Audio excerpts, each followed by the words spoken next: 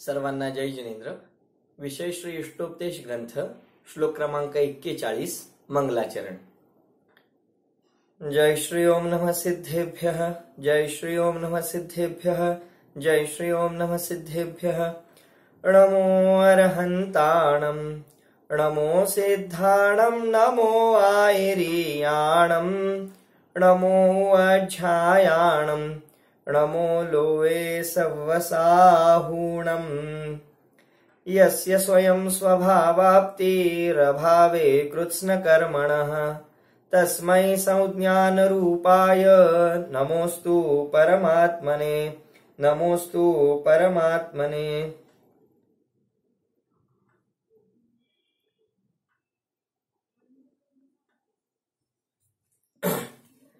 श्री पूज्यपाद स्वामी विरचित इष्टोपदेश ग्रंथ आणि त्यामधील आज आपण 41वा श्लोक पाहणार आहोत।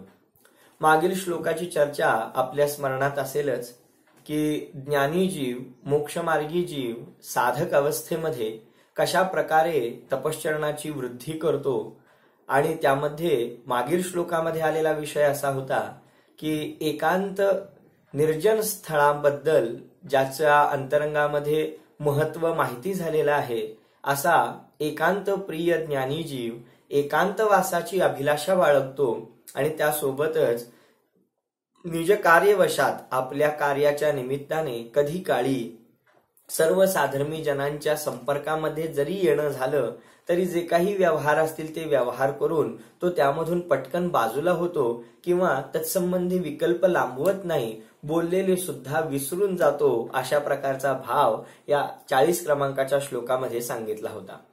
थोडासा हा भाग समजून घेत असताना आपण हे लक्षात घेतलं पाहिजे, मी वारंवार याची सूचना आपल्याला देतो आहे की हा साधक जीव आता बऱ्यापैकी पुरुषार्थी झालेला आहे, त्यानं आपल्या पुरुषार्थामध्ये वाढ केलेली आहे आणि त्यामुळे त्याची परिणती ही निश्चितच सामान्य संसारी जीवांपेक्षा निश्चितच वेगळी होत जाणार आहे।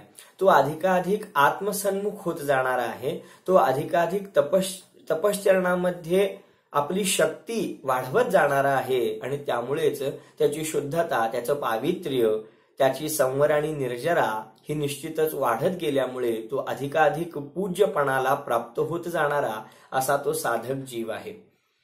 शास्त्रांमध्ये सांगितलेलं आहे की जो निश्चयामध्ये जागतो तो व्यवहारामध्ये झोपतो आणि जो व्यवहारामध्ये जागतो तो निश्चयामध्ये झोपतो। याचा अर्थच असा आहे की जसजसा हा जीव आपल्या आत्ममार्गामध्ये खूप उन्नती प्राप्त करेल, आपल्या आत्मतत्वाची अधिकाधिक शरण घेईल, साहजिकच त्याचा संसार मार्ग आपोआपच ऱ्हासाला प्राप्त होतो किंवा नष्ट होत जातो। आणि जसजसा हे आपण श्लोकामध्ये सुद्धा पाहिलं होतं की जसजशी आत्म्याची शरण वाढत जाते तसतसे त्याचे विषयभोग अभावाला प्राप्त होतात आणि जसजसे विषयभोग अभावाला प्राप्त होतात तसतसा त्याचा आत्ममार्ग अधिक उन्नत होत जातो। तर हाच भाव यामध्ये सुद्धा सांगितलेला आहे की निश्चयामध्ये जागणारा व्यवहारात झोपतो आणि व्यवहारात जागणारा निश्चयामध्ये निष्क्रिय होतो। तर अशा प्रकारची धारणा ही आपोआपच त्या व्रती आणि महाव्रती अधिक उग्र तपस्वी जीवांच्या बाबतीत आपल्याला पाहायला मिळते। तर आज त्याच कडीमध्ये आणखी पुढची श्रृंखला म्हणून हा पुढचा 41 क्रमांकाचा श्लोक आहे, ज्याच्यामध्ये अनेक रहस्य भरलेली आहेत।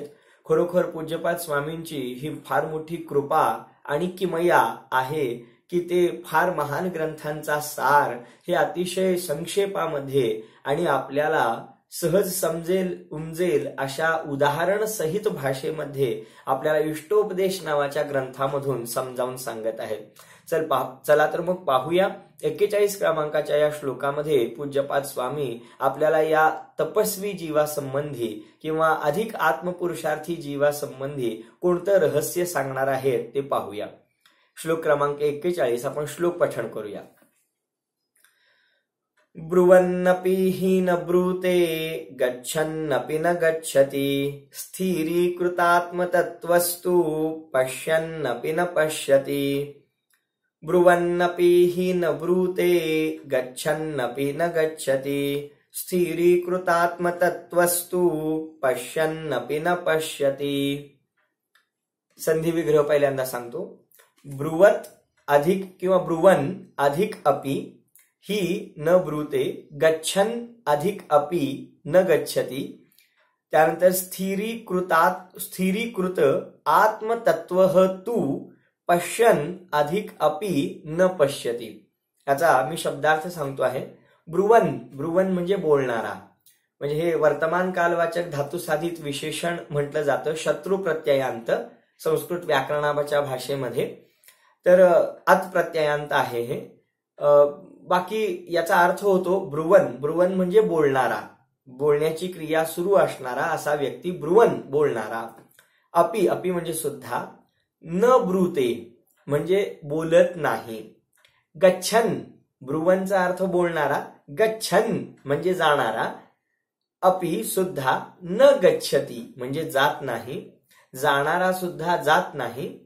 स्थिरीकृतात्मतत्व असा जीव की ज्याने स्थिरीकृत, स्थिर केलेला आहे, आत्मतत्व तू म्हणजे आपल्या आत्म्यामध्ये स्थिरता प्राप्त केली आहे असा जीव. पश्यन, पश्यन म्हणजे पाहणारा. अपि सुद्धा, न पश्यती पाहत नाही. थोडासा चमत्कारिक आणि थोडासा विस्मयजनक असा भाव या 41 क्रमांकाच्या श्लोकामध्ये भरलेला आहे. पूज्यपाद स्वामी नेमकं काय सांगताहेत हे आपण अन्वयार्थाद्वारे पाहूया. यामध्ये सांगतात की स्थिरीकृतात्मतत्वस्तु, ज्याने आपल्या आत्मस्वभावामध्ये अहंपणा स्थापित केला आहे, थोडक्यात ज्याची आपल्या शुद्ध आत्मद्रव्यामध्ये स्थिरता झाली आहे असा साधक जीव.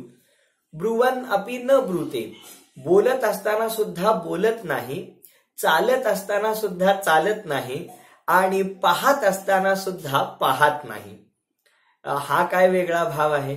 पाहणारा तर पाहतोच ना, जाणारा तर जातोच ना, आणि बोलणारा तर बोलत असतोच ना. पण इथे म्हणतात नाही, ज्याची आत्मतत्वामध्ये स्थिरता झाली आहे असा महान अलौकिक पुरुषार्थी जीव पाहत असला तरी पाहत नाही, बोलत असला तरी बोलत नाही आणि चालत असला तरी चालत नाही. नेमका यामधून त्यांना काय सांगायचं आहे, खरोखर अद्भुत आणि अलौकिक विषय आहे. आपण एक एक मुद्द्याद्वारे एक एक बोल घेऊन त्याची चर्चा करूया. पहिला बोल आहे याच्यामध्ये स्थिरीकृत आत्मतत्व. म्हणजे पहिल्यांदा ही गोष्ट कुणाबद्दल सुरू आहे, तर सामान्य संसारी जीवाची ही गोष्ट नाही आहे. म्हणजे जो घर, दुकान, मकान, शरीर यांच्यामध्येच अहमपणाची कल्पना करतो आहे, यांच्याच रगाड्यामध्ये अडकलेला आहे, या प्रापंचिक अडचणींमध्ये गुंतून आपले जीवन सर्वस्वपणे त्याने यासाठीच समर्पित केलं आहे. माझी पत्नी, माझी बायको, माझं मूल, माझे आई वडील, माझा कुटुंब कबिला, माझं काम, माझी धनदौलत, असं माझं माझं माझं करण्यापुरतच ज्याचं जीवन मर्यादित झालं आहे आणि अशा प्रकारे मोहाच्या नशेमध्ये जो मत्त झालेला आहे, अशा बहिरात्म्याची ही चर्चा नाहीये. या उलट ज्याला वस्तूचं स्वरूप समजून चुकलं आहे, ज्याला या सर्व संयोगांविषयीचं खरं खुरं भान झालं आहे, सध्या जरी मी या सगळ्या प्रपंचात राहत असलो तरी हा प्रपंच सदाकाळ चालणारा नाहीये, माझं स्वरूप यापेक्षा काही ना काहीतरी वेगळं आहे, या प्रकारे ज्याच्या अंतरंगामध्ये जागृती निर्माण झाली आहे, असा आत्मार्थी जीव जो यथायोग्य भूमिकेनुसार आपली सर्व सांसारिक कर्तव्य करत असला तरी सुद्धा ज्याने यांपासून भिन्न असणारा आपला शुद्ध आत्मा ज्याने ओळखलेला आहे, आपला ज्ञानस्वरूप चैतन्य चिंतामणी ज्याने ध्यानाद्वारे आपल्या अनुभूतीमध्ये घेतला आहे, असा भेद विज्ञानी सम्यक दृष्टी जीव, त्याची चर्चा या श्लोकामध्ये पूज्यपाद स्वामी करत आहेत. आणि म्हणूनच हा थोडासा पुढचा भाग आहे. आपण मागच्या सगळ्या श्लोकांची चर्चा जर आपल्या ध्यानी असेल तर निश्चितच ह्या कोणता जीव येथे घेतला आहे हे मी आपल्याला अधिक सांगण्याची आवश्यकता नाही. तर आत्मतत्वामध्ये ज्याने स्थिरता प्राप्त केली आहे असा भेदविज्ञानी जीव येथे अपेक्षित आहे. मी जाणीवपूर्वक शब्द वापरतो आहे भेदविज्ञानी जीव. भेदविज्ञान याचा अर्थ काय? संपूर्ण जिनधर्मामध्ये जैन दर्शनामध्ये जर कोणत्या गोष्टीसाठी उपदेश दिला गेला असेल तर तो एकमात्र पुरुषार्थ आहे भेद विज्ञानाचा पुरुषार्थ. मी काय करू, धर्म म्हणून मी काय करू, धर्म म्हणून मला काय केलं पाहिजे, तर एकमात्र उपदेश आहे बाबा रे भेद विज्ञान कर. भेद विज्ञानाचा मुख्य उपदेश आहे. मग आपण म्हणाल मंदिरात जाऊन देवदर्शन केलं पाहिजे, तीर्थक्षेत्री गेलं पाहिजे, पूजा विधान केले पाहिजेत, दया दाखवून अहिंसा पाळली पाहिजे किंवा दान दिलं पाहिजे. बाबा रे हे सर्व जे उपदेश आहेत या उपदेशांचं प्रयोजन सुद्धा एक भेद विज्ञानच आहे. भेद विज्ञान म्हणजे काय, तर भेद करत जाणं. भेद करत जाणं म्हणजे तुकडे करत जाणं. मग कशामध्ये तुकडे करायचे आहेत, तर बाबा रे मी कोण आहे आणि पर कोण आहे, स्व कोण आहे आणि भिन्न पररूप पदार्थ कोणते आहेत यांच्यामध्ये खंडपणा करणं, यांच्यामध्ये भेद उत्पन्न करणं, यांचे तुकडे करणं, याचं नाव आहे भेद विज्ञान. प्रत्यक्षामध्ये तुकडे करण्याची आवश्यकता नाहीये. आपल्या ज्ञानामध्ये, आपल्या समजुतीमध्ये, आपल्या जाणीवेमध्ये हे भेद विज्ञान उत्पन्न करायचं आहे. ते कसं उत्पन्न करायचं आहे की बाबा रे मी कोण आहे, माझं स्वरूप कसं आहे, जे डोळ्यांनी दिसतं आहे त्या वस्तूंचं स्वरूप काय आहे, अशा प्रकारे स्व आणि परासंबंधी चिंता करणं. चिंता करणं म्हणजे चिंतन रूप चिंता करणं. चिंता हा शब्द ज्ञानाच्या अर्थामध्ये सुद्धा वापरला जातो. तर अशा प्रकारे सदा काळ स्व आणि या सर्व पदार्थांविषयीच्या स्वरूपाचं चिंतन करणं आणि मग त्याद्वारे त्यांचे लक्षण पाहून, त्यांचे गुणधर्म पाहून त्यांच्यामध्ये भेद टाकणं की बाबा रे हे पर आहेत आणि हा मी स्व आहे, अशा प्रकारे त्यांच्यामध्ये भेद उत्पन्न करणं, याचंच नाव भेद विज्ञान आहे. तुम्ही म्हणाले फार कठीण आहे हो, एवढं फार अवघड आहे. काही अवघड नाही. हे भेद विज्ञान आपण दररोज करतो. धर्माच्या बाबतीतलं भेद विज्ञान करत नाही, परंतु भेद विज्ञान नक्की करतो. कसं करतो, एखाद्या ठिकाणी कुठेही गेलो, जिनदर्शनासाठी मंदिरामध्ये गेलो, तर मंदिरांमध्ये गेल्यानंतर आपण आपली पादत्राणं, आपले चप्पल बाहेर काढून ठेवतो, आत जाऊन दर्शन करतो आणि परत आल्यानंतर आपली चप्पल घालून घरी येतो की दुसऱ्यांची घालतो, आपलीच चप्पल घालतो. पण तिथं तर 50 जणांच्या चप्पल बूट पडलेले आहेत. मग त्यावेळी आपण काय करतो, सगळे पाहतो आणि त्याच्यामध्ये आपले कोणते आहेत ते घेऊन आपण घरी येतो. याचा अर्थ आपण तिथं काय केलं, भेद विज्ञानच तर केलं की हे सगळे चप्पल बूट आहेत, यामध्ये हे माझे आहेत, बाकीचे माझे नाही आहेत. याचंच नाव भेद विज्ञान आहे. पण ते परामध्ये केलेलं आहे, परपदार्थांमध्ये केलेलं आहे.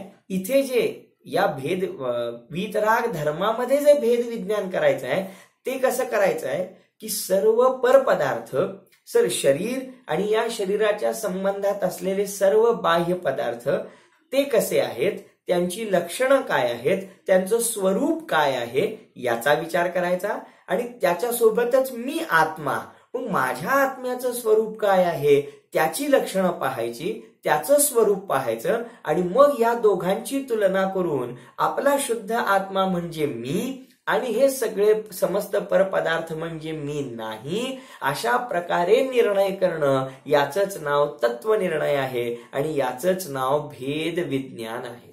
ओहो, अद्भुत. सर्व शास्त्र स्वाध्यायाचं फळ सुद्धा हे भेद विज्ञान एकच आहे. अद्भुत आहे.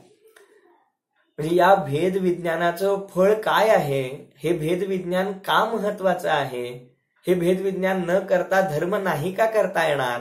समयसारासारख्या महान परमागमामध्ये असं सांगितलेलं आहे की भेद विज्ञानतः सिद्धा ये किल केचन अस्यैव अभावतो बद्धा ये किल केचन. हो, हे भेद विज्ञान असं अलौकिक शस्त्र आहे, हे अलौकिक असं औषध आहे की ज्यामुळे आजपर्यंत जितके सिद्ध परमात्मा झाले ते सर्व या भेद विज्ञानाच्याच कृपेमुळे, भेद विज्ञानाच्याच प्रसादामुळे, भेद विज्ञानाच्याच पुरुषार्थामुळे हे सगळे सिद्ध परमात्मा झाले.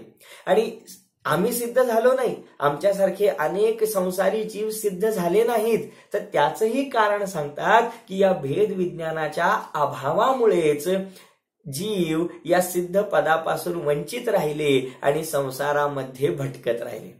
म्हणजे सिद्धपद प्राप्त करण्याचं कारण सुद्धा भेदविज्ञान आहे आणि सिद्धपद प्राप्त न करता संसारामध्ये भटकण्याचं कारण सुद्धा भेदविज्ञानच आहे.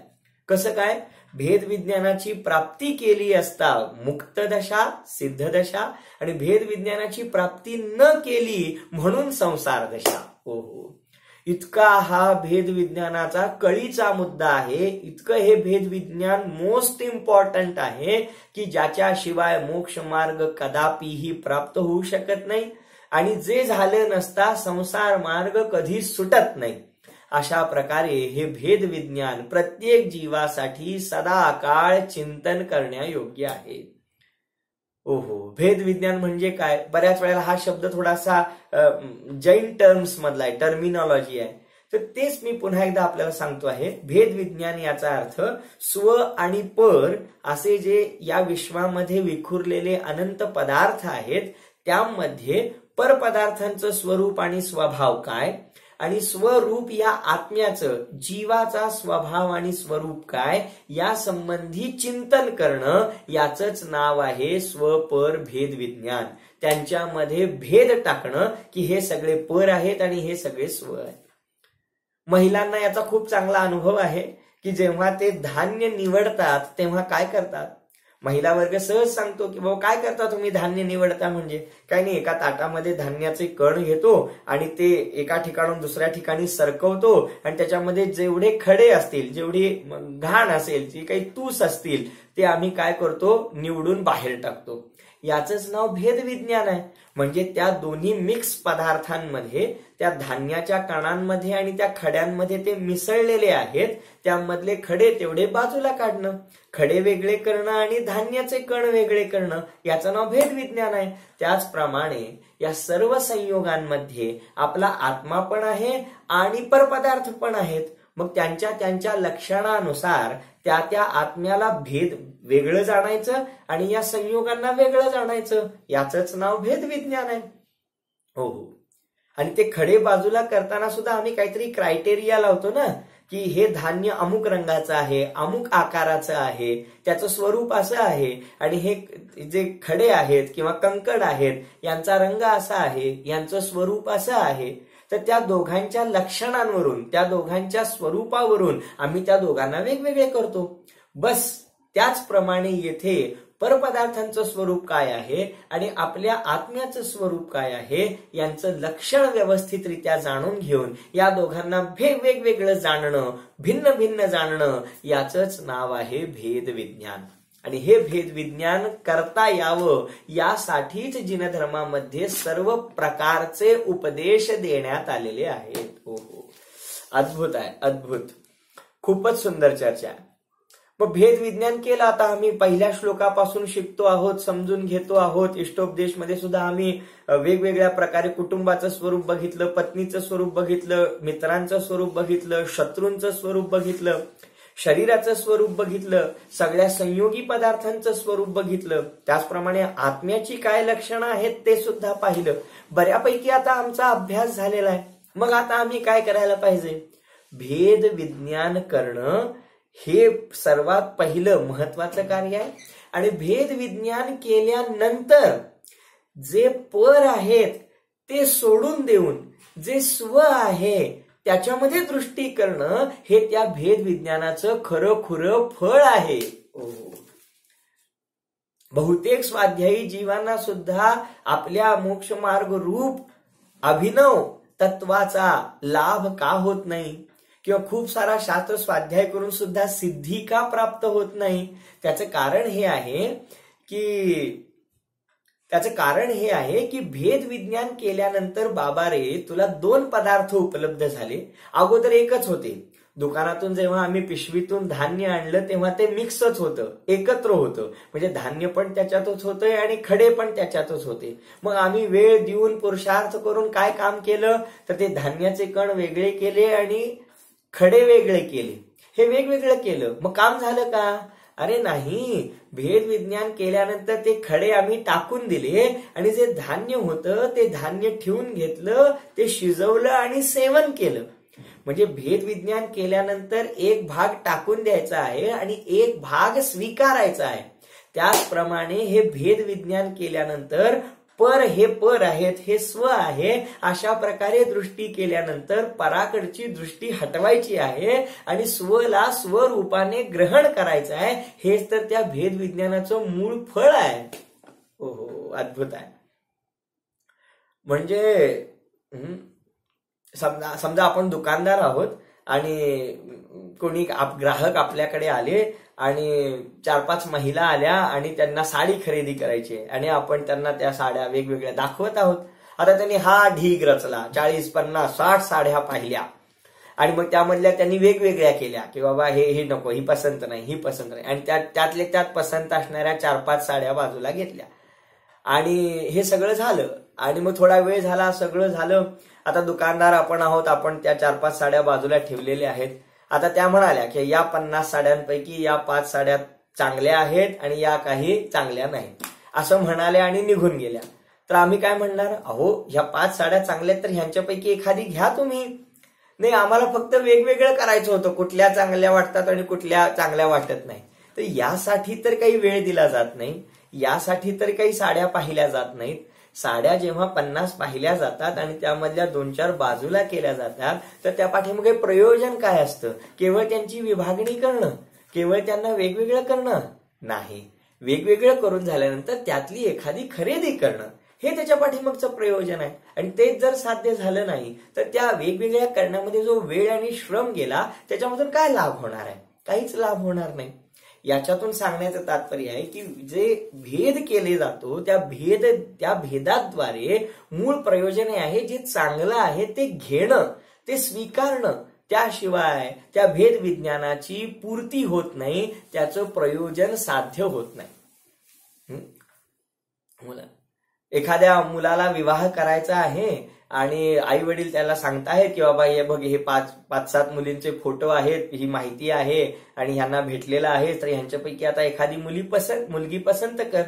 मग तो त्या 5-7 मुलींपैकी एखादी मुलगी म्हणतो की हा, ही मुलगी बरी वाटते, ही चांगली आहे, माझ्यासाठी अनुरूप आहे. अशा प्रकारे त्या सर्व मुलींच्या मधून एका मुलीला निवडतो. चल मग आता विवाह करायला पाहिजे. नाही, विवाह मी करणार नाही, पण या सगळ्या मुलींपैकी ही मुलगी चांगली आहे. अरे, केवळ त्या मुलींपासून एखाद्या मुलीला वेगळं करण्यासाठी आपण हा प्रपंच केलेला नाही आहे. तर अशा प्रकारचं कार्य करून तिच्याशी विवाह करणं हे त्याच्या पाठीमागचं प्रयोजन आहे. केवळ मुली पाहणं आणि त्यामध्ये कमी जास्तीपणा पाहत राहणं हे त्याचं प्रयोजन नाहीये. त्यासाठी हा सगळा प्रपंच केला जात नाही. अगदी त्याचप्रमाणे शास्त्र स्वाध्याय केल्यानंतर सुद्धा स्वपराचं हे लक्षण जाणून घेणं, त्यांची परीक्षा करणं, हे केवळ त्यांचं स्वरूप काय आहे हे कोरा ज्ञानाभ्यास करण्यासाठी नाही आहे. तर याद्वारे तत्वनिर्णय करून की ओहो, हे सगळे परपदार्थ आहेत आणि हा मी शुद्ध आत्मा आहे, अशा प्रकारे जो शुद्ध आत्मा लक्षणांच्या द्वारे परपदार्थांपासून भिन्न जाणला, त्याच्यामध्ये एकत्व करणं, त्याच्यामध्ये ममत्व करणं, त्याच्यामध्ये रुची जागृत करणं, तोच मी आहे अशा प्रकारे अंतरंगातून हुंकार जागृत करणं, त्याच्यामध्ये स्वतःचा अहम स्थापित करणं, हे त्या भेद विज्ञानाचं मूळ फळ आहे. हो, अद्भुत.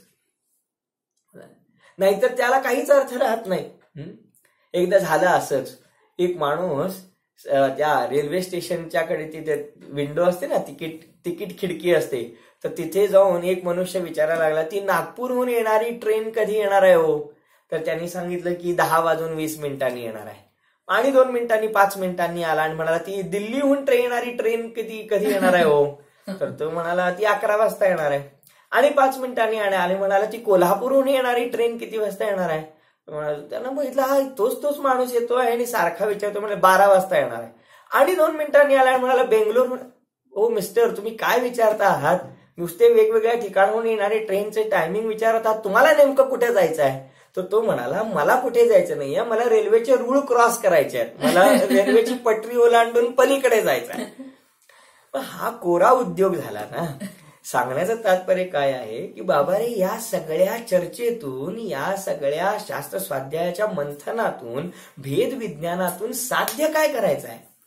जेव्हा आपण चौकात पोचतो आणि 4 रस्ते आपल्याला दिसतात त्यावेळी आपण ठरवतो की हा रस्ता नको आहे, हा रस्ता नको आहे, हा रस्ता नको आहे, मग हा एक रस्ता राहिला, हा आपल्या गंतव्याकडे जातो. मग हे ठरवल्यानंतर त्या चौकातच बसून राहायचं की त्या रस्त्याने पुढे मार्गक्रमण करायचं? निश्चितच जेव्हा आपण 3 रस्ते नाकारतो आणि एक रस्ता जाण्यायोग्य ठरवतो तेव्हा तिथे गमन करणं आवश्यक आहे. अगदी त्याचप्रमाणे हा भेद विज्ञानारूपी पुरुषार्थ करत असताना स्वपराचं हे सगळं स्वरूप जाणून घेतल्यानंतर जो स्वरूपाने पदार्थ उपलब्ध झाला त्याच्यामध्ये रती करणं, त्याच्यामध्ये मग्न होणं, त्याच्यामध्ये डुंबून जाणं, त्याच्यामध्ये रागरूप प्रवर्तन करणं, त्याच्यामध्ये रुचिकरपणा उत्पन्न करणं, हे या जीवाचं मूळ कर्तव्य आहे आणि तेच भेद विज्ञानाचं असली फळ आहे. तुम्ही म्हणाल हे सगळं का सांगता आहात? कारण पूज्यपाद स्वामी सांगतात स्थिरीकृत आत्मतत्वस्तू, ज्याने आपल्या आत्मस्वरूपामध्ये स्थिरता केली आहे. मग स्थिरता करण्यासाठी पहिला तो सापडला पाहिजे. सापडण्यासाठी स्वपर भेद विज्ञान केलं पाहिजे आणि स्वपर भेद विज्ञान करण्यासाठी पहिल्यांदा सगळ्या पदार्थांचं स्वरूप यथावत जाणून घेतलं पाहिजे. मग पहिल्यांदा आपण पदार्थांचं स्वरूप जाणून घेतलं, मग त्यांची लक्षणांच्या द्वारे परीक्षा केली, मग त्यांच्यामध्ये भेदविज्ञान केलं आणि मग भेदविज्ञान केल्यानंतर जो आपल्याला आत्मा उपलब्ध होतो त्याच्यामध्ये हा मी आहे अशा प्रकारची श्रद्धा करण्याने आत्मतत्वामध्ये स्थिरता प्राप्त होते. पहिला बोल इथे पूर्ण झाला की आत्मतत्वामध्ये स्थिरता करणारा जीव.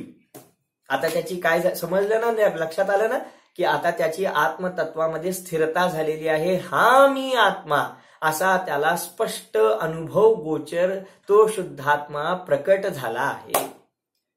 असा हा आत्मतत्वामध्ये स्थिर झालेला जीव. आता पुढचा दुसरा बोल काय सांगतात? बोलत असताना सुद्धा बोलत नाही, चालत असताना सुद्धा चालत नाही आणि पाहत असताना सुद्धा पाहत नाही. याच्यातून काय सांगायचंय त्यांना? ओहो, अद्भुत आहे बाबा रे. यातून हे सांगायचं आहे की ज्याची एकदा आपल्या आत्मतत्वामध्ये स्थिरता झाली की मग त्याला या सर्व बाह्य क्रियांचं स्वामित्व उरत नाही. काळजीपूर्वक ऐका आपण, त्याला या सर्व बाह्य क्रियांचं स्वामित्व उरत नाही. स्वामित्व उरत नाही याचा अर्थ तो त्या क्रियांशी स्वतःला निगडीत करत नाही. का निगडीत करत नाही? कारण आता त्याची स्थिरता कुठे झालेली आहे? आत्म्यामध्ये. आत्मा कसा आहे? चैतन्यमय. आत्मा कसा आहे? अमूर्त. आत्मा कसा आहे? ज्ञानदर्शनमय. मग अमूर्त, चैतन्यमय, ज्ञानदर्शनाने युक्त अशा आत्म्याचं जे स्वरूप असेल ते माझं स्वरूप. अशा आत्म्याच्या ज्या काही क्रिया असतील त्या माझ्या क्रिया. मी या शरीरापासून भिन्न आहे की अभिन्न आहे? भिन्न आहे. मग शरीराच्या क्रिया माझ्यापासून भिन्न असणार की अभिन्न असणार? भिन्न असणार. मग चालणं, पाहणं, बोलणं या सगळ्या क्रिया आत्म्याच्या आहेत की शरीराच्या आहेत? शरीराच्या आहेत. मग त्यांचं स्वामित्व आत्म्याकडे असणार की नसणार? नसणार. म्हणून येथे पूज्यपाद स्वामी सांगतात की ज्याने आपल्या आत्मतत्वामध्ये स्थिरता केली तो चालत असताना सुद्धा चालत नाही, बोलत असताना सुद्धा बोलत नाही आणि पाहत असताना सुद्धा पाहत नाही. वाह, काय सुंदर अद्भुत गजब तत्व सांगतात. नाहीतर असं आपण कुठेतरी सांगायला लागलो तर हे थोडंसं वेडेपणाचं होईल. काय, चालताना सुद्धा चालत नाही, बोलताना सुद्धा बोलत नाही, असं कसं होईल? जो बोलतो तो बोलतोच, जो करतो तो करतोच. पण इतकं सुंदर याच्या पाठीमागचं रहस्य मी आपल्याला आता उलगडून सांगणार आहे. ते तर इतकं अद्भुत रहस्य याच्यामध्ये भरलेलं आहे की ऐकता क्षणी आपल्याला सुद्धा आल्हाद झाल्या वाचून राहणार नाही. इतकं अद्भुत आणि गजब अलौकिक तत्व आहे. त्याच्या अगोदर एक रहस्य सांगतो आपल्याला, अतिशय मौलिक रहस्य आहे. काय रहस्य आहे ते? मी थोडा विचार केला, चिंतन केलं की पूज्यपाद स्वामींनी आपण तर हजारो क्रिया करतो, त्यांच्यापैकी ह्या बोलणे रूपी क्रिया, चालणे रूपी क्रिया, पाहणे रूपी क्रिया एवढ्याच क्रिया का घेतल्या? आपण भोजन करतो ते नाही घेतलं किंवा अन्य भरपूर क्रिया करतो, त्या अनेक क्रियांपैकी एवढ्याच क्रिया का घेतल्या? तसं तर भरपूर क्रिया घेता आल्या असत्या. तर विचार केल्यावर असं लक्षात आलं, अद्भुत खरोखर म्हणजे आचार्यांची दृष्टी किती मार्मिक असते आणि त्यांना सांगण्यासाठीची सूक्ष्मता ही किती सहज प्रस्फुटित होते. तर त्यांनी सांगितलं, पहिलं घेतलं की बोलताना सुद्धा बोलत नाही, नंतर म्हणाले की चालताना सुद्धा चालत नाही आणि पाहताना सुद्धा पाहत नाही. म्हणजे बोलण्याची, चालण्याची आणि पाहण्याची क्रिया घेतली. पहा काय अलौकिक आहे, यामध्ये सुद्धा अलौकिक आहे. बोलण्याची क्रिया एवढ्यासाठी घेतली कारण पूज्यपाद स्वामींना वचन सांगायचे आहेत, वचन. चालण्याची क्रिया यासाठी घेतली, पाहण्याची क्रिया यासाठी घेतली की त्यामधून त्यांना शरीर सांगायचं आहे, शरीराच्या क्रिया सांगायच्या आहेत. मग वचन झालं आणि शरीर झालं. वचन आणि काय झाले? मन. मन एक राहिलं, मन वचन काय, मग मन राहिलं. ते मागच्या श्लोकामध्ये सांगितलं की त्यांनी तिथे सांगितलं की बाबा रे, बोलून सुद्धा विसरून जातो. आठवतंय का आपल्याला? योगी जीव एकांतवासामध्ये राहण्याची इच्छा करतो आणि कधी काळी निज कार्य वशात जरी बाहेर पडला तरी बोललेलं सुद्धा विसरून जातो. मग विसरण्याची क्रिया कोणाची आहे? शरीराची पण नाही विसरण्याची क्रिया आणि वचनांची सुद्धा नाही. विसरण्याची क्रिया करतं ते मन. याचा अर्थ की तो आत्मा स्थिरीकृतात्मतत्व म्हणजे ज्याची आपल्या आत्मतत्वामध्ये स्थिरता झाली आहे, आता त्याला मन वचन कायेची सक्रियता राहत नाही. लक्षात आलं का? अद्भुत. म्हणजे मन वचन कायेमध्ये जो प्रवृत्त होत होता, मन वचन कायेमध्ये गुंतत होता, आता ज्याची आत्मतत्वामध्ये स्थिरता झाली तो मन वचन कायेच्या व्यापारामध्ये गुंतत नाही. असतो, करतो, परंतु तो त्याच्यामध्ये लीन होत नाही. म्हणजे मनाद्वारे विकल्प करतो, विसरून जातो. बोलताना सुद्धा बोलत नाही, म्हणजे वचनांच्या क्रियेचं कर्तृत्व सुद्धा ज्ञानी जीवाकडे असत नाही. चालताना सुद्धा चालत नाही, पाहताना सुद्धा पाहत नाही. म्हणजे या ज्या शरीराच्या क्रिया करतो त्या शरीराच्या क्रियांचं सुद्धा स्वामित्व आता त्याला उरत नाही. हो, अद्भुत. मग तो करतो की नाही? तो वागतो की नाही? मुनिराज सुद्धा गमन करतात की नाही? विहार करतात की नाही? उपदेश देतात की नाही? आहार ग्रहण करतात की नाही? सगळं करतात. मन वचन क्रियेचे क्रियाकलाप भूमिकेनुसार, त्यांच्या त्या भूमिकेनुसार ज्ञानी जीवांच्या जीवनामध्ये सुद्धा होत राहतात. परंतु झाले तरी तत्संबंधी कर्तृत्व त्या आत्म्यांकडे असत नाही. अवघड वाटतंय ना हे? अजिबात अवघड नाहीये. समजून घेण्याची पात्रता जागृत झाली की जीवाला कोणतीही गोष्ट अवघड वाटत नाही. पुन्हा एकदा सांगतो मी समजावून. पहा, ज्याने आपल्या आत्मतत्वामध्ये स्थिरता केली तो आता मन वचन कायेशी संबंधित राहिला नाही. त्याची निष्ठा आता मन वचन काये संबंधित राहिली नाही. कारण मन वचन काया आत्म्यापासून भिन्न आहेत की अभिन्न आहेत? भिन्न आहेत. मग त्याची स्थिरता कुठे झाली आहे? आत्म्यामध्ये. मग तो मन वचन कायेशी तल्लीन असणार का तिथून हटलेला असणार? हटलेला असणार. म्हणून अशा ज्ञानी जीवाच्या जीवनामध्ये सुद्धा कथंचित काही काळ मन वचन कायेचे प्रयोग जरी झाले, मन वचन कायेची सक्रियता जरी झाली तरी सुद्धा तो ज्ञानी जीव त्यांच्यामध्ये तन्मय होत नाही, त्याच्याशी एकरूप होत नाही. मन वचन कायेशी एकरूप होऊन त्यांचे जे विषय त्यांच्यामध्ये तो गुंतत नाही. म्हणून इथं म्हटलेलं आहे, बोलताना सुद्धा बोलत नाही, चालताना सुद्धा चालत नाही आणि पाहताना सुद्धा पाहत नाही. बोललेलं सुद्धा लगेच विसरून जातो. याचा अर्थ संसारी जीव जसा त्या गोष्टींमध्ये तन्मयतापूर्वक, कर्तृत्व बुद्धीपूर्वक मी करतो आहे अशा प्रकारे त्यांच्याशी एकरूप होतो. आत्मतत्वामध्ये निमग्न असलेला जीव या सर्व क्रियांशी एकरूप होतच नाही. कारण तो आत्मतत्वामध्ये सदाकाळ रममाण झालेला आहे. क्रिया जरी होत असल्या तर मानत नाही, असं हे स्वरूप आहे. क्रिया त्याच्या जीवनामध्ये होत राहतात काही काळ, जोपर्यंत तो ध्यान लावून अंतर्मुहूर्तापर्यंत स्थिर राहून केवळ ज्ञान प्रकट होत नाही, तोपर्यंत तो मुनी असो किंवा श्रावक असो, तो ज्ञानी जीव काही काळ विहार करताना दिसेल, आहार करताना दिसेल, उपदेश देताना दिसेल, सांसारिक प्रपंच सुद्धा चालवताना दिसेल खालच्या भूमिकेमध्ये. पण इतकं करून सुद्धा त्याला शरीरासंबंधी कर्तृत्वाचा भाव अजिबात असत नाही. अद्भुत. आणखी एक सांगू, जर या सर्व क्रियांचं कर्तृत्व त्याच्याकडे नसेल तर आपोआपच त्यांचं भोक्तृत्व सुद्धा त्याला असत नाही. कारण कर्तृत्व असणाऱ्याला भोक्तृत्व असतं. करेल तो भरेल, मग हा करतच नाही, त्यामुळे त्याला भरावं पण लागत नाही. आणि म्हणून शास्त्रांमध्ये सांगितलेलं आहे की ज्ञानी जीवाला त्याच्या संबंधित ज्या क्रिया होत राहतात, जे काही भाव होत राहतात, ते सुद्धा त्याचे निर्जरेला कारण आहेत. ज्ञानी जीवाचे भोग सुद्धा निर्जरेला कारण आहेत, बंधाला कारण नाहीयेत, असं महाशास्त्रांमध्ये सांगितलेलं आहे. सांगण्याचं तात्पर्य काय आहे?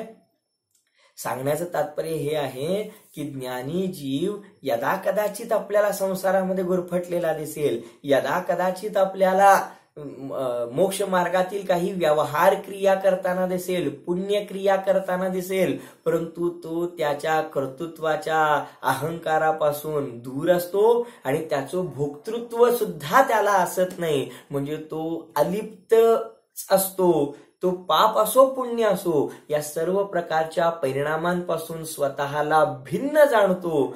या अपेक्षेने इथे सांगितलेलं आहे की ज्ञानी जीव हा त्या चालण्याच्या, बोलण्याच्या, पाहण्याच्या या सर्व क्रियांना करत असताना सुद्धा त्यांच्यापासून खूप दूर असतो. तो त्यांचा करता असत नाही. मी कितीही सांगितलं तरी ते आपल्याला तेवढं पटणार नाही याची मला खात्री आहे. तुम्ही म्हणाल असं का म्हणता? कारण अजून विषय स्पष्ट झाला नाही. करत असून सुद्धा करत नाही असं कसं म्हणायचं? करणाऱ्याला तोच करणार आहे म्हटलं तोच करतो आहे असं म्हटलं पाहिजे. करणाऱ्याला सुद्धा ते काम करत नाही असं कसं म्हणता येईल? मी तुम्हाला त्याचं उदाहरणाद्वारे प्रॅक्टिकल सांगतो, अगदी पक्क सांगतो. पहा, समयसार ग्रंथामध्ये निर्जरा अधिकारामध्ये याची चर्चा आलेली आहे. तिथले शब्द सांगतो पहिल्यांदा आणि मग सोपं करून सांगतो. तिथे असे शब्द आलेत, कृती करून सुद्धा प्राकर्णिक होत नाही आणि कृती न करता सुद्धा एखादा जीव प्राकर्णिक होतो. पुरुषार्थ सिद्धोपायमध्ये सुद्धा याची चर्चा आलेली आहे की हिंसा करून सुद्धा हिंसेचं पाप लागत नाही आणि हिंसा न करता सुद्धा हिंसेचं पाप लागतं. याच अनुषंगाने ही चर्चा मी सांगतोय. हे असं घडू शकतं. ते कसं घडतं तेच मी आता आपल्याला काही मिनिटात सांगणार आहे. अद्भुत तत्व आहे हो, अद्भुत अद्भुत अलौकिक तत्व आहे. पहा, करत असताना सुद्धा करत नाही असं कसं म्हणता येऊ शकतं? हाच प्रश्न आहे ना, त्याचं उत्तर आहे का? जसं एखादा व्यक्ती विवाह करतो आहे, लग्न करतो आहे, त्याला स्वतःच सगळी व्यवस्था पाहतो आहे, विवाह देखील स्वतःचाच करायचा आहे त्याला आणि त्यासाठी त्यानं सगळी योजना केलेली आहे. सर्व प्रकारचे त्यानं सगळे साजो सामान एकत्रित केलेले आहेत, सगळा विवाह मंडप उभारलेला आहे, सगळी व्यवस्था जी काही लागते, भोजन साध्य करणं, सिद्ध करणं, सगळं केलेलं आहे. आणि तो सगळा महिनाभर 2 महिने त्या विवाहाच्या समारंभाची तयारी करण्यासाठी दिवस रात्र एक केलेली आहे. आणि तो व्यक्ती अशा प्रकारे विवाहाच्या सोहळ्यामध्ये काय करतो? ज्याचा विवाह आहे आणि ज्याने एवढं सगळं आयोजन केलेलं आहे तो काय करतो? काही नाही, एका ठिकाणी खुर्चीवरती बसलेला असतो विवाह सोहळ्यामध्ये, कारण त्याचाच विवाह आहे. आणि मग त्याचा मित्र असतो, तो काय करतो? त्याचा मित्र सगळीकडे धावपळ करताना दिसतो. इकडं बघ, ते बघ, स्वागत कर, भोजनाची व्यवस्था बघ, किंवा त्याच्या वरातीमध्ये सुद्धा हा नाचतो. कोण? याचा मित्र. आता मी विचारतो आहे, तो धावपळ करणारा, सगळीकडे व्यवस्था पाहणारा, नाचणारा त्याचा मित्र, तो त्या लग्नाचा खरा करता आणि भोगता आहे काय? खुर्चीवर एकटा बसलेला तो नवरदेव, ज्यानं सगळी ही व्यवस्था पाहिली, ज्याचा विवाह सोहळा आहे, तो विवाहाचा करता धरता आहे, कोण आहे? काय उत्तर आहे आपलं? निश्चितच जो अजिबात काही हालचाल करताना दिसत नाही, तिथेच बसलेला आहे, तो सगळं पाप पुण्य, सगळा जमा खर्च सगळा त्याच्या नावावर आहे. आणि जो धावपळ करतो आहे तो आता आलाय आणि निघून जाणार आहे. तो धावपळ करताना दिसला तरी सुद्धा त्याचं काही नाहीये त्या विवाहामध्ये, काहीच नाहीये, हे त्याला पण माहिती, हे त्यालाही माहिती आहे. अगदी त्याचप्रमाणे येथे झालेलं आहे. येथे सुद्धा हा ज्ञानी जीव हा धावपळ करताना दिसतो आहे, बोलताना दिसतो आहे, चालताना दिसतो आहे, परंतु केला तरी सुद्धा तो त्यापासून अलिप्त आहे. तो त्याच्यामध्ये एकाग्र एक मन झालेलं नाही आहे. जसा तो मित्र म्हणतो आहे की आपण विवाहात आलो आहोत, आपलं काम झालं की जायचं, परंतु विवाह त्याचा आहे, जन्मभर त्याला भोगायचा आहे, ज्याचा विवाह आहे त्याला. सांगण्याचं तात्पर्य हे आहे की अशा प्रकारेच इथे गोष्ट आहे की जो ज्ञानी जीव आहे तो ज्ञानी जीव ती धावपळ करताना दिसला, त्या क्रिया करताना दिसला म्हणून तोच त्यांचा स्वामी आहे असं नाहीये. उलट शरीर त्या क्रियांचा स्वामी आहे, पूर्वकृत कर्मांचा उदय त्यांचा स्वामी आहे. आणि या ज्ञानी जीवाने भेद विज्ञान साधलेलं असल्यामुळं तो त्या क्रियांचा ना करता आहे ना भोगता आहे. त्या क्रियांची फळं तो भोगत नाही. ज्ञानी जीव त्या क्रियांची फळं भोगत नाही म्हणून असे शब्द वापरलेत. बोलताना सुद्धा बोलत नाही, म्हणजे बोलतो पण बोलण्याचं फळ भोगत नाही, चालतो पण चालत नाही. याचा अर्थ चालण्याची क्रिया करतो पण त्यामुळे बांधलं गेलेलं कर्म त्याचं नाही आहे आणि त्यामुळे तो त्याचा भोगणारा पण नाही आहे. या अपेक्षेने सांगतायत की कृती करतो पण कृतीचं कर्मबंध होत नाही, कर्मबंधाचं फळ भोगावं लागत नाही. या अपेक्षेने सांगतात की ज्ञानी जीव चालताना सुद्धा चालत नाही, बोलताना सुद्धा बोलत नाही, पाहताना सुद्धा पाहत नाही. वा, समजलं असेल तर खूप आनंद होईल, यात काही शंका नाही. नाही समजलं असेल तर पुढे कधीतरी समजेल, याशिवाय दुसरं काय होणार आहे. योग्यता आल्याशिवाय आणि समजण्याची पात्रता आल्याशिवाय तो सिद्धांत आपल्याला लगेच समजत नाही. त्यासाठी आपण केवळ भावना करणं हे आपलं कार्य आहे. वारंवार ऐकणं, समजून घेण्याचा यत्न करणं हेच जीवाचं खऱ्या अर्थानं पुरुषार्थ रूप कार्य आहे. हेच पंडित टोडरमलजी खूप सुंदर सांगतात की त्यांनी वेगळं उदाहरण दिलेलं आहे की एखादा मुनीम किंवा एखादा मॅनेजर हा व्यापाऱ्याच्या संबंधी सर्व कार्य पाहतो. दुकानात बसतो, व्यापारी तर कधीतरी येतो, केव्हा तरी येतो, बाकी तो सगळी माहिती घेत असतो.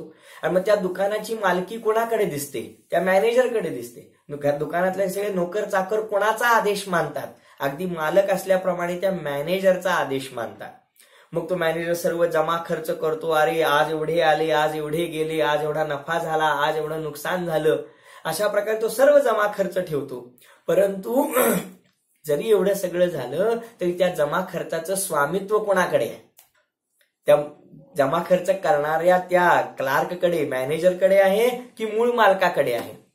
तर आपण निश्चितच म्हणाल त्याच संबंधी सुख दुःख, त्याच संबंधी जे काही असेल ते मालकाला आहे. मॅनेजर तर तो पगारी आहे, त्याला तर वेतन मिळालं की बस.